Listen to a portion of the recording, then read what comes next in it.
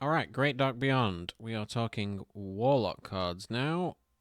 And the first card here, Foreboding Flame. 2 mana, 2/3, Battle Cry. Demons that didn't start in your deck cost 1 less this game, and it's an elemental. So, one of the predominant themes of Warlock in this expansion is going to be demons that haven't started in your deck. A 2 mana, 2/3 is just a solid body at the start of the game that's going to be fighting for the board. We've seen similar support for various themes in the past where you just see that flat 1 mana reduction at the start of the game it's going to be a significant boost to help along with that. Obviously, it's not counting any of the cards that you've actually put in your deck, so it needs to start generating your deck needs to start generating those demons quite quickly in order for this to start having any real benefit. But again, a 2 mana 2/3 is going to be fighting for the board just fine. So this card is totally dependent on how good the demons not starting in your deck sub theme is. So we'll get into that as we look at more cards. So let's move right on along with the next one. Archimonde, if that's how you pronounce it. 7 mana 7/7 demon. Battle Cry. Summon every demon you played this game that didn't start in your deck. So again, this is very dependent on whether summoning demons that you've played this game that haven't started in your deck. This doesn't do any of that itself. You're only playing this much later on in the game after you've already played a bunch of demons that didn't start in your deck. So where are the cards that are creating these demons that didn't start in your deck? I mean, current support, we've got Demonic Studies. That's it's a solid way of doing that, especially alongside the 2 mana 2/3. So this demon that you discover is going to cost 2 less if you do play it first. So that's pretty good tempo. Let's see if we can find any other specific support that already exists in Warlock. We've got Demonic Dynamics as well, which I believe is going to be buffed to being 2 mana instead of 3. So, you're going to be able to reliably cast this early in the game to get the finale bonus, which is, a significant stat boost, especially alongside any 1 mana reduction that you get. So, again, it's just how good is the generic demon pool really? I think it's quite widespread, especially in Warlock, which consistently receives demons. We can see here across basically every expansion. So yeah, discovering them definitely helps, but the pool is quite large, and you're going to see things like this where as a random bonus, excavating a treasure, you're not really that fussed around if you haven't built your deck around that specifically. The Infernal also is, quite contingent on a specific deck manipulating your health total rather than just getting random demons. So, yeah, Waste Remover, very specific, needs to be doing stuff with the sludges. It's hard to really justify. You can't even, this 5/5 with Lifesteal is being summoned. These cards specifically want you to, or will only resummon the ones that you play. So, it's already kind of going down a niche rabbit hole. In terms of the neutral pool, well, yeah, there's still not really any demons there. We'll have a look at the neutrals for this set and see if there are more demons there. But as it stands, Observer of Mysteries is fine, but it's not anything that you're screaming home about. So yeah, we'll come back to Archimonde after we've finished looking at everything else, and see if it's making sense. Let's have a look at the next one. Black Hole. Black Hole, I don't think really makes any sense. So if we look at its obvious counterpart, which is good old fashion Twisting Nether. Okay, so Black Hole is going to destroy all minions except demons, versus Twisting Nether, which destroys all minions and locations. So basically, aside from dormant minions, the advantage of Black Hole is that if you're playing the demon heavy decks, your board isn't being cleared and your opponent's is. The problem is if the demon warlock deck is good enough to see a decent amount of play, Black Hole is bad because it won't, you'll run up against another demon warlock often enough that Black Hole basically does nothing. And if the demon warlock deck isn't good enough, then you have no reason to run Black Hole over Twisting Nether because you're not running a demon heavy deck anymore. Therefore, Twisting Nether is a better card, just because it also hits locations, and you're not, the off chance that you run up against a demon warlock, you're not basically running a dead card. So I don't think Black Hole ever sees play over Twisting Nether. I'd love to see Twisting Nether removed from the core set just so that Black Hole can have its chance in the spotlight, but as it stands, that won't happen, which is a shame because it's a very, very... I love the art. It's so good. Next up, we have Bad Omen. 6 mana Fell spell. In 2 turns, summon 2 6/6 demons with Taunt. If you're building a starship, summon them now. So Warlock is another starship piece class. This is quite a defensive tool for that deck. 2 6/6 demons with Taunt is significant. I think you're basically never going to play this if you have to wait 2 turns. 6 mana do nothing is, a death knell for your game plan. So you basically have to have the starship being built. But by turn 6, if you're going to be doing the starship, you're going to be having played at least 1 starship piece by then. So, I think you basically ignore the 2 turns part of this card.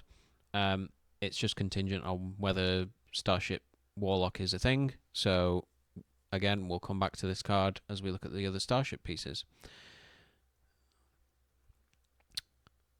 Next up is Infernal Stratagem. This is a 3 mana Fell spell. Give a minion +3/+3. If it's a demon, your next one costs 2 less. So again, another card that's heavily emphasizing the demon package, but we've yet to really see what the demons actually are. It's good tempo in both that you're going to probably be trading up when you cast this card, and also then ramping into the next demon. So that all kind of fits together quite convincingly. It's just, is the demon deck good enough? We kind of need to see some demons quite quickly, otherwise there doesn't seem to be a connecting tissue for why you'd be playing all these demon support cards if there are no demons to really pull it together. Next card, Hearthstone, 0 mana, tradable. Restore all damage your hero has taken this turn, and it's a Fell spell. This card's incredible. It's a 0 mana card. It's from the Fell school, so that's relevant for a few things. And it's tradable, so even on the turns where you don't care about having it, you can just swap it for something else. It's a really easy trigger for any spell burst effects, which admittedly we haven't seen in Warlock yet, but I believe there's at least one. And so often you see Warlock strategies that revolve around taking damage on your own turns. This fits in really nicely with any of those decks. Even just as a basis, the Warlock hero power is dealing 2 to you. So this probably at least always does something. In decks where it's a focus point, this card's really strong. So yeah, let's see how good the spell burst is alongside Warlock. Great card. And here we go. A starship piece for Warlock. Heart of the Legion. 2 mana 3/2. Lifesteal. What I'm quickly discovering about these starship pieces is that they're all quite simple, neat effects. A 2 mana 3/2 with lifesteal. I think you're perfectly happy playing this as an early minion to fight for the board. If it gets killed without getting to do the lifesteal, you're not super upset, and it's just feeding into the starship just by playing it. If you do get to lifesteal from, an early hero power, then great. But yeah, I think this seems to be feeding into the overall design ethos of what feels like this year's sets have been a step back on the power creep, which I think is a really good direction for the game to be going in. I think it's been encroaching on like word soup, keyword soup, which isn't great. These starship pieces that start off as very simple cards that then you can amalgamate into a big ridiculous minion later on in the game, I think is a really smart way of pulling back on just complexity, especially in those early turns of the game. So yeah, even if the starship isn't good enough, I just really like how these cards encourage a more stripped back version of the game. And yeah, let's see if we get some other good starship pieces. It's worth saying that, even if the other pieces aren't good, feeding this alongside with the neutral starship pieces is a fairly chonky minion that then has lifesteal. And one of the parts of the Exodus is basically turning your starship into a Cthulhu type effect. So essentially, when it comes into play, it will deal damage equal to the starship's attack randomly split between all enemies. So getting to attach lifesteal to that basically turns your starship into a Reno, which probably clears the board as well. So I think that's a really good direction for the Starship Warlock to be going into. We'll see what other Warlock support there is for the Starship. So let's go ahead and have a look. And straight away, there it is. 3 mana, 2/3, Fellfire Thrusters. Spell Burst. Deal this minion's attack damage to 2 random enemy minions. So whilst the Hunter Starship piece Biopod, the 2 mana 2/2 that deals its attack damage to 1 random enemy, this can only hit minions, but it does hit 2 of them. It is on a spell burst trigger, but Warlock, I think, can more consistently than others has access to a lot of cheap spells. We've just seen the Hearthstone, which accommodates this really well. But things like Demonic Studies, Fracking, The Gift, Mass Production sees a significant amount of play. Mortal Coil, Monstrous Form, Smokestack as well if you're potentially running some kind of Excavate hybrid deck. Spirit Bomb. There's a lot of options here, a lot of directions that mean that Fellfire Thrusters is quite consistently able to do the thing and activate the spell burst if you play this on turn 4 alongside a 1 mana spell. And I think if you've got access to the coin, I think it's a really good use of the coin, even if you don't have the extra 1 mana card to play alongside it. So yeah, I do think this is a solid addition to the Starship as well. So I think Starship Warlock's looking quite good as a basis. And then we've got a legendary 3 mana 3/3 Kaara, the Dark Star. So in direct opposition to the Light Star, Kier from Priest. Also a 3 mana 3/3, so great flavor win there. And also a spell burst, which steals 2 health from a random enemy. And shadow spells do not remove this spell burst. So, crucially, this can hit any enemy. So, even if you're playing this in an empty board, which arguably is the most ideal situation, and you can get this spell burst going off straight away,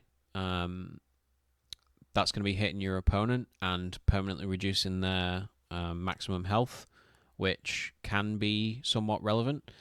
In terms of what shadow spells Warlock has access to that can actually keep this spell burst going, again, a fair number of these 1 mana Warlock spells do fit this requirement. So again, Demonic Studies, Monstrous Form, Mortal Coil, Spirit Bomb, and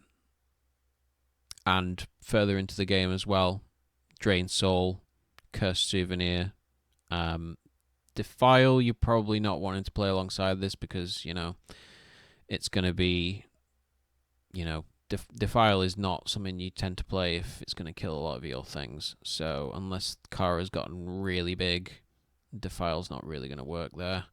But yeah, I think the shadow spell pool is deep enough that this can reliably, start stealing at a pretty rapid rate. And obviously your opponent's going to feel the pressure and want to remove this as quickly as possible. Even if you only get the 1 trigger and it's a 3/5 on turn 3, well, it wouldn't be a 3 mana 3/5 on turn 3 though, because you need to have the extra mana at least to cast one of these shadow spells. Crucially, Hearthstone is a fell spell, so that does not match up with it. So yeah, 4 mana, you're gonna have a 3/5 on the battlefield, which is it's pretty fair.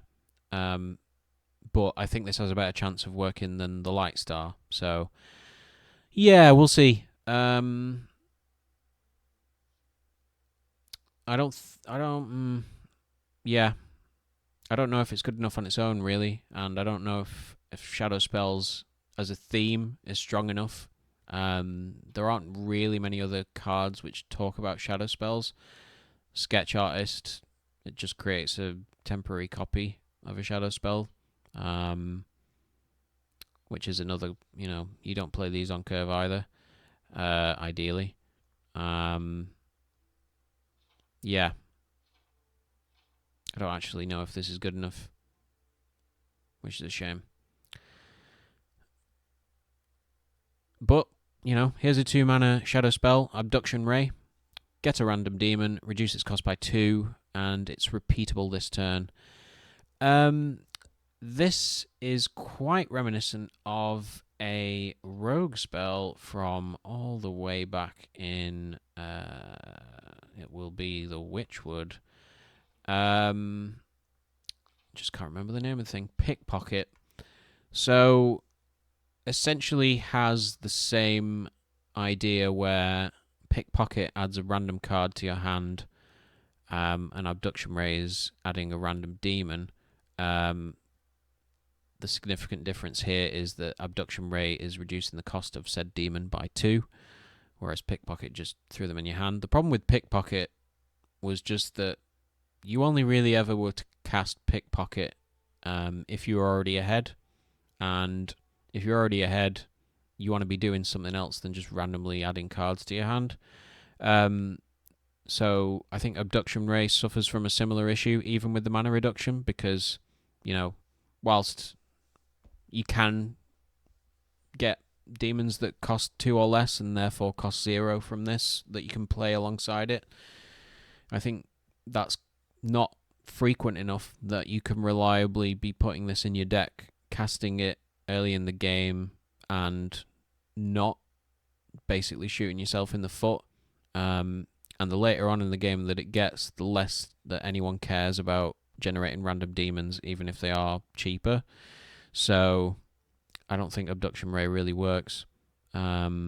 It is a way of getting demons that didn't start in your deck, but again, where's the demons? Where's the demons that we care about actually making that, you know, make sense? Yeah, no, unfortunately not. So yeah, I think that's the last Warlock card. Yeah, so let's have a look at the neutrals just to see if we can find any demons that make sense in these decks which generate random demons. So we've got Urzel Rager, 3 mana 5/1 lifesteal, spell burst, attack a random enemy minion. So this is basically the Rager card from the set, which are historically not great. This is definitely one of the better ones, though, because, you know, historically, having 1 health on a minion with even with a high attack is just not. It's never going to actually do anything. But, you know, you can pair this along with the spell burst to get, you know, remove something, and restore 5 health. So, you know, fairly reasonable. Eridar Brute. We've got a Taunt and Lifesteal, which costs 1 less for each enemy minion. So historically, these minions which get reduced tend to be quite good. You know, there's going to be, I'd say somewhat consistently, you're looking at a board state where there's 4 minions collectively on the board, although I'm now rereading it. It is for each enemy minion, so that's going to be more like 2 minions on your opponent's board. So this is usually going to be a 5 mana 5/6 Taunt Lifesteal, which is just fair, which isn't good enough. But again, you know, you need to be randomly or somewhat randomly generating these cards rather than actually put them in your deck. It just doesn't make sense, though. Like, even looking at these cards, like, the demon pool is big enough that you're just not going to be reliably seeing them. A legendary here, Kill Jaden. Battlecry, replace your deck with an endless portal of demons. Each turn they gain an additional +2/+2. Well, if anything's going to make Demon Warlock work, this is it. Getting an endless portal of demons, so you remove the threat of anything to do with fatigue, anything to do with running out of cards in your deck. It also circumvents plagues and bombs, so whenever you run against those strategies and able to get Kill Jaden out, that shuts those down really well. It still relies on you basically getting random demons, though, and, you know, they just don't synergize well together. They're not like a cohesive unit in the same way that elementals, murlocs, you know, some of these pirates, you know, the other tribes in the game. So I just have a hard time seeing it come together. You know, sometimes you're going to get the perfect collection of the demons. You've even got the all minion type, which bleeds into it as well, which again, you know, a lot of the all minions are strong individually, but if you're getting them randomly, and now we've got another one, Mutating Life Form, 5 mana 3/8, after this survives damage, gain a random bonus effect. That's just like, that's actually a pretty poor addition to the all category. You know, sometimes it's gonna, I mean, what even is the best bonus effect you want on this? You want it to take like a little bit of damage and get poisonous, probably. But sometimes it's just gonna get like elusive, or stealth, or rush. Like, this is a bad card, and it's infecting the demon pool, ironically. Doom Maiden, 4 mana 4/4, Battlecry, draw a card from your opponent's deck. If you don't play it this turn, put it back. It reminds me a lot of Gnome Feratu from way back when, which basically just destroyed the top card of your opponent's deck. This is similar, except you have an opportunity to steal it. But, the really high cost minions that are, like Renos and stuff like that, you're basically never going to get to steal because you have to pay 4 mana for this first. Again, it's a demon that does something that's totally independent of any other demons. So it doesn't. Sometimes it's going to do something crazy and you're going to feel good, but so much more often I think it's just not going to do the thing.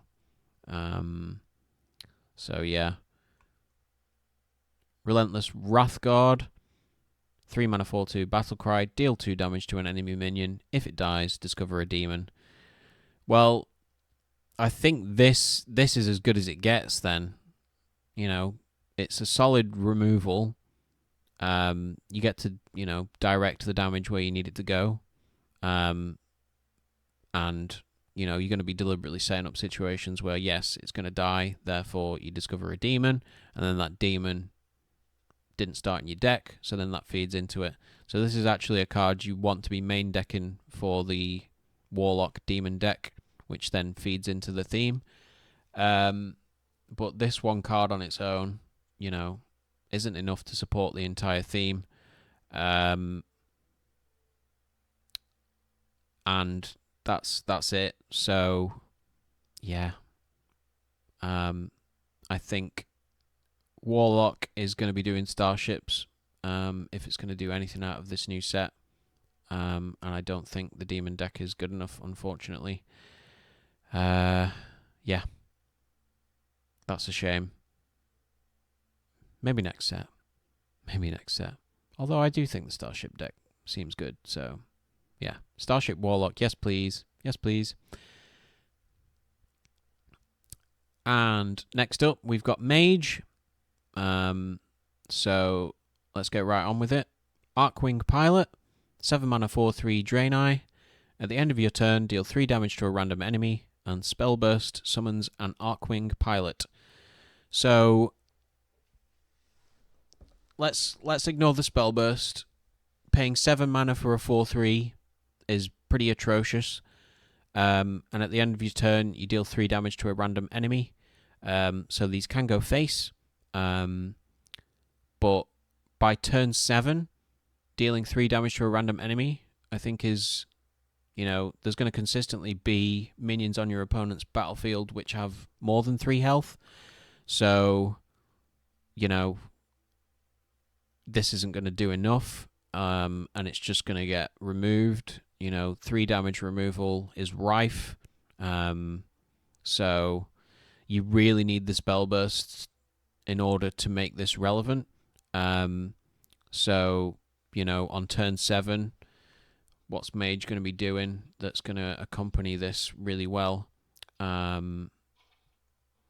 Let's see if we can spot some Mage spells. So Mage does not currently have a 0 mana spell, but you do have things like, Discovery of Magic, Flame Geyser, the Gift, Seabreeze Chalice, Synthesize. You won't have by that point in the game. You should have played it long ago. Soul Freeze maybe. But yeah, I think turn 7 playing a 4/3 coin. It sounds like you're basically gonna have to save up coin to get the second Archwing Pilot, and then have a 1 mana spell to get a third Archwing Pilot, because each fresh copy does come with its own spell burst trigger.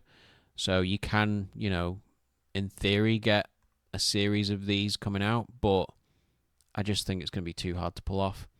At least from, we don't know what else in terms of Draenei synergy there is in Mage yet, so let's keep looking. Our next Mage card is Ingenious Artificer. It is a 5 mana 4/6 Draenei. And our battle cry is the next Draenei you play refreshes mana crystals equal to its attack. Okay, so this certainly feeds right into the card that we've just looked at, which isn't that one. It's Archwing Pilot.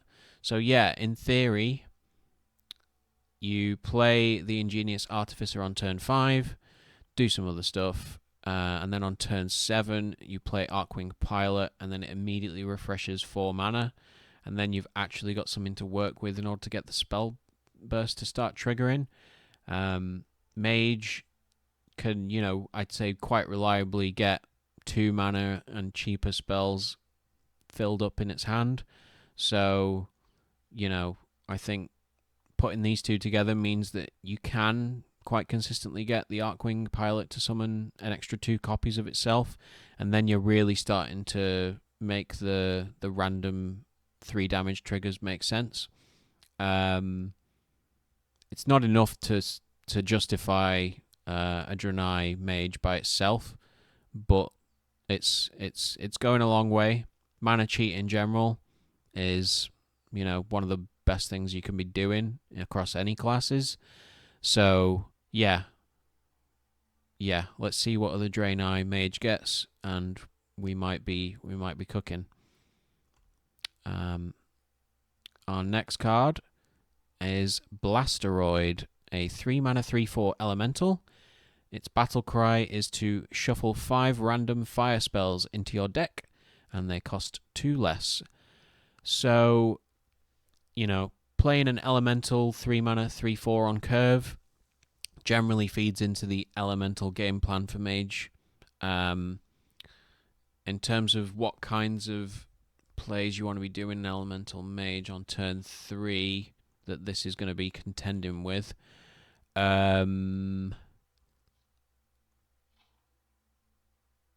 So ideally you've already played your Archivist on turn 2, but maybe you top deck into it, in which case Blasteroid only costs 1.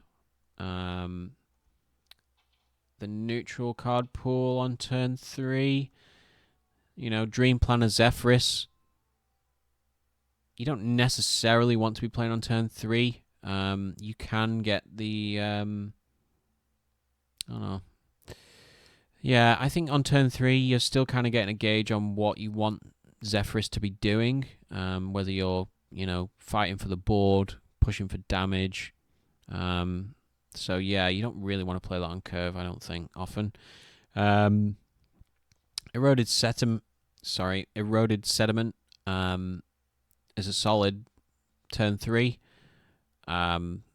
It's adding extra elementals back into your hand versus just shuffling random fire spells into your deck. Tar Creeper, solid classic body, but don't know if you really see that often in Elemental Mage. So yeah, it seems like there is a hole, a 3 mana hole to be specific, for Blasteroid to be filling. So this is good. It's just whether, are you going to be able to take advantage of the 5 random fire spells, even with the mana reduction? There are new fire spells, so we're going to be able to we get a better picture of how good this is as we look at those new fire spells. So let's keep going. And straight away, it's a 2 mana fire spell, Spontaneous Combustion. So deal 4 damage to a random enemy. If you played an elemental last turn, choose the target. So, cards like Firefly, Glacial Shard, Tar Slime, and then in Mage itself, the Arcane Artificer. Ideally, you don't really want to play turn 1, but a 1 mana 1/3 fights for the board reasonably well. So you quite you've got the little fella that Flame Geyser pops out, and you can always coin into like Aqua Archivist, things like this, and then turn 2 you play another cheap elemental, and you also deal the 4 damage to an enemy of your choice. And Another thing to point out is early on in the game, it doesn't matter. Oh, take that back. As opposed, so I'm thinking of this spell in the same light as Flame Cannon, all the way back from GVG.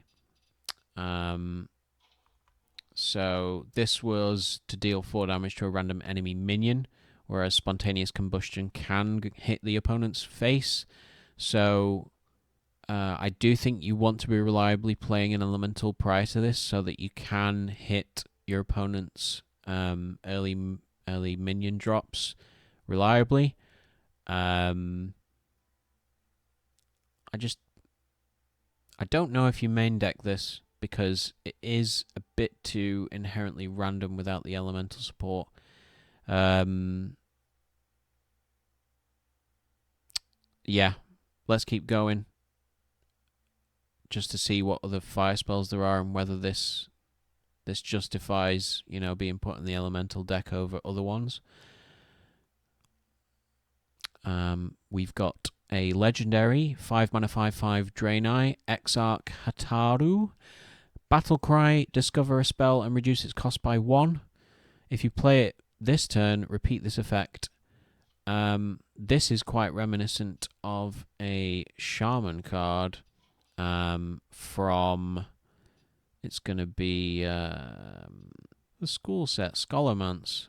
There we go.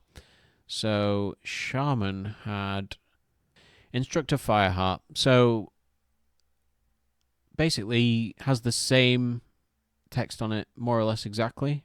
Is it exactly? No. So Instructor Fireheart was to discover a spell that costs 1 or more. Exarch Hataru discovers a spell and reduces its cost by 1. If you're playing this on turn 10 versus versus Instructor Fireheart,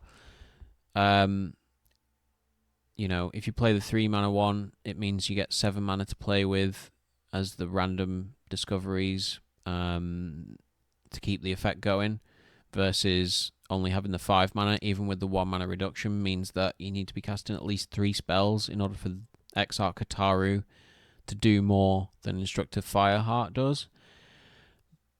But the other thing about this is, these are 2 entirely different classes discovering the spells. Shaman spells, whilst they do have direct damage and board clears, tend to be just kind of, you see a lot more buff spells as well, and, bits of mana cheat and things like that. More controlling type spells versus Mage, which can just get direct damage and just try and use that to win the game. We do need to also bear in mind the 5 mana 4/6 Draenei that we looked at previously, which refreshes the mana crystals. So you can potentially have an Exarch Hataru come down and immediately refresh you back to however much mana you started the turn with, which then fuels this a lot more as well. So I think that's a really good pairing. So Draenei Mage is looking quite promising now. And yeah, Mage spells are just powerful to be discovering. So I think this looks quite strong, and flexible, which I like in terms of design in general. Pocket Dimension, 4 mana arcane spell. You discover a spell, repeat until you see 1 for the second time. This is really hard to assess. How often do you discover a spell and see the same spell one after another? That's really hard to gauge. How many spells does Mage currently have access to? In Wild, this is practically just fill your hand and go nuts. But in terms of the current spell pool, so there's a good solid 54, and then alongside this set, that's going to be pushing up to more like 60. Someone's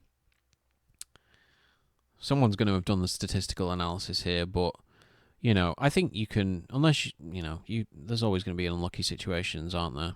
Which will probably exclusively happen to me. But I think you're going to reliably get at least 3 or 4 spells out of this, if not more.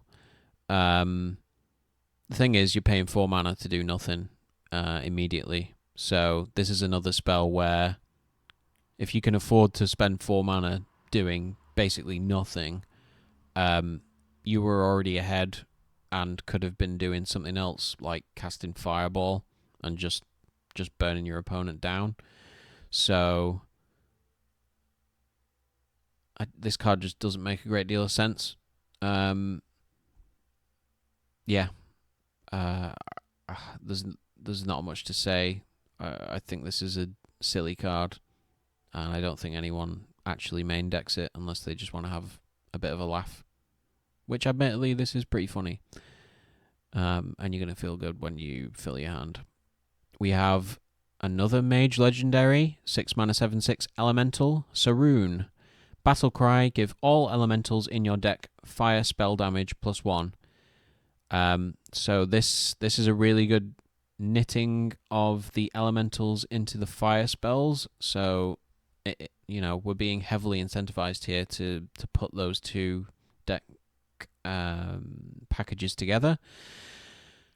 And I just think, yeah, this seems cool. You've got the elemental in Mage at the moment, where Overflow Surger, which summons a bunch of copies of itself. So, you can reliably, hopefully, be filling your board, even from, an empty state, as long as you've kept that elemental chain going, which Mage is pretty damn good at. You can just get, 7 fire damage +1s. And then your fireballs are, dealing 13, 14 damage. 13 damage. And, even the lower cost fire spells, your Flame Geysers doing, 9 damage? Things like that. So, yeah, it's kind of like having a Sif, but specifically for an elemental fire deck. Yeah. It's Mage doing what Mage does. Burn, burn, burn, burn. Is it better than just running a Lamplighter? I think it runs alongside Lamplighter. I think it's, making that deck more consistent rather than taking away from it. So I think, this slots in, and it's going to feed into just keeping the elemental chain going as well. I think you're perfectly happy playing a 6 mana 7/6 alongside that tempo from your other elementals without losing too much steam. So, yeah, I think Saroon's got a decent chance of actually seeing some play. Hopefully, yeah, because I think it's cool. Blazing Accretion, I think is how you pronounce that. 3 mana 3/1 elemental. Battle Cry, destroy the top 3 cards of your deck. Any fire spells or elementals are drawn instead. So even more elemental fire support specifically. If you've just played Saroon and then you're playing this immediately after, which is going to draw you those buffed elementals which have fire spells alongside them to cast. The only thing with this is Mage, I don't think Mage runs out of draw too quickly. It has a lot of good options. Let's just double check in case I'm being ridiculous. Maybe I am actually. Maybe the Elemental Mage deck could benefit from this quite significantly actually. So yeah, I think this might shore up. You've got the classic Arcane Intellect, but 3 mana draw 2 is not really good enough anymore. Just like having a scan here. Shale Spider. But again, rather than taking away from the Elemental deck, I think it just kind of slots in. You're going to be replacing slightly weaker options, making room for some fire spells, or just alongside things like flame geysers to deal a lot of damage. So yeah, I think these other fire elemental cards are basically relying on how good Saroon ends up being. So yeah, I think we need to see what the rest of the fire spells are like in order to get a full picture here. 5 mana, Solar Flare, fire spell. Deal 2 damage to all enemies and costs 1 less for each elemental you control. So, again, this feeds really strongly into the Overflow Surger. So you get that full board of buffed fire damage, and then Solar Flare clears your enemy's board, burns your opponent's face. Seems like everything's coming together. It kind of, you've got the draw, you've got the board control through board damage, and then it's got, fire spells, so you're going to be dealing plenty damage to the face over the top. I think it just works. I think it just all seems to come together and work. It's got all its bases covered. So yeah, and then finally, the big flashy Supernova, 8 mana fire spell. Fill your hand with random fire spells, and they cost 1. How big is the fire spell pool? As we discussed, with Warlock and Demons, there's just too many that don't have a cohesive theme. Fire spells almost always just deal damage, which, the fire spell damage alongside the elementals, it just makes sense. Flame Geyser is just made for this. It's literally perfect. Obviously, Supernova is going to set things to 1, so you're not going to be thrilled to see Flame Geysers, but it's fine. You can get heat waves off of this, which immediately, you get the quick draw bonus as well. So that's really strong if, there's lingering minions and you get a couple heat waves. That cleans it up. Molten Rune. You've just cast Supernova, right? So you can't really forge them straight away, but you're still getting a decent amount of damage through if you do have that fire spell damage online. Classic Fireballs, Firelance Portal. Maybe you get a Flame Strike and you can just remove your opponent's board. And then the huge one, Sunset Volley. So, even with the new additions from this set, which is what you can Supernova and get more Supernovas, which, is just kind of dumb. Because once your hand's full, you're not really going to you're not going to be happy to see more Supernovas coming out of Supernova. Solar Flare, Spontaneous Combustion. So, there's 3 more fire spells there, 2 of which you're pretty happy to see. So, yeah, I think the types of things you're going to see spat out by Supernova is basically just win the game. Explosive Runes you're not going to be happy about because you're going to be trying to push for lethal. So yeah, I think this is a one-of in that fire elemental deck. If you do draw it off the back of Blazing Accretion, that's fine.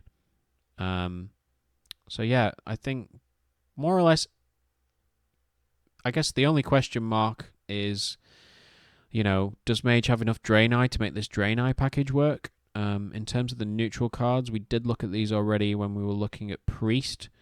And they are just kind of feel like kind of whatever. Like even alongside this Ingenious Artificer, which is refreshing mana crystals when you play one of these more attack heavy Draenei. I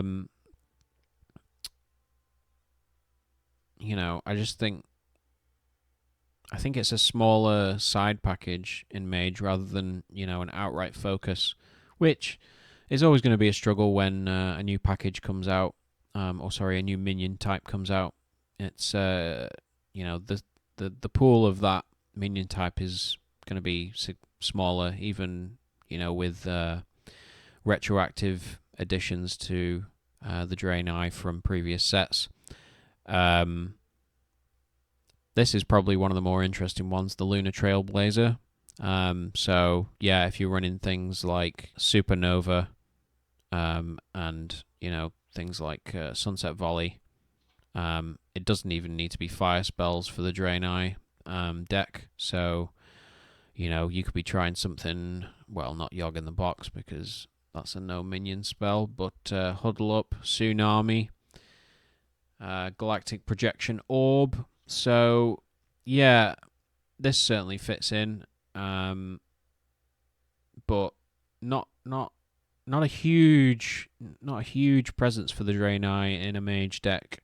Yeah, and in terms of Velen making sense for the mage Draenei deck, the battle cries and death rattles from these Draenei, which is get another tick where you get to refresh your mana crystals for the next Draenei you play. And then you're going to get the legendary Exarch, where you're going to discover a mage spell that, and then reduce its cost by 1, and then that can let you find more. The problem is you don't have control of that as a death rattle off of Velen. So if your opponent kills Velen, you're just going to discover one spell, and even then that's going to be random because it's a death rattle instead of a battle cry. I think that's going to be a random one. So yeah, I don't think this works that well. I think Mage is definitely built around this new elemental fire deck instead. So expect to see plenty of that in the Great Dark Beyond. And we'll see you next time.